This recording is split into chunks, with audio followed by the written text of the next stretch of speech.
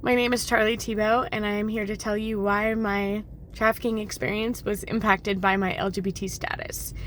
So I found out that I was LGBT from a really young age, and I repressed it because I was part of a religious community, but also just being a teen growing up in rural America was there wasn't any representation, and all the representation that there was bad.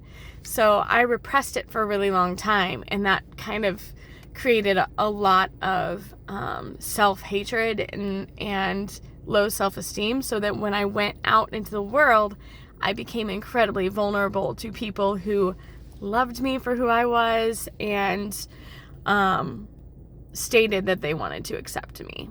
And then, when I was getting help, when I was trying to get help, there weren't any resources. I didn't have language to help me understand, who I was or what it was about. And my trafficker did use those experiences to make more money, to make me do things I didn't necessarily want to consent to, because I still was struggling with that self-hatred. But because I knew and had shared and was vulnerable with my trafficker and others in the game, that got back to him, and he found a way to make money that was even more profitable.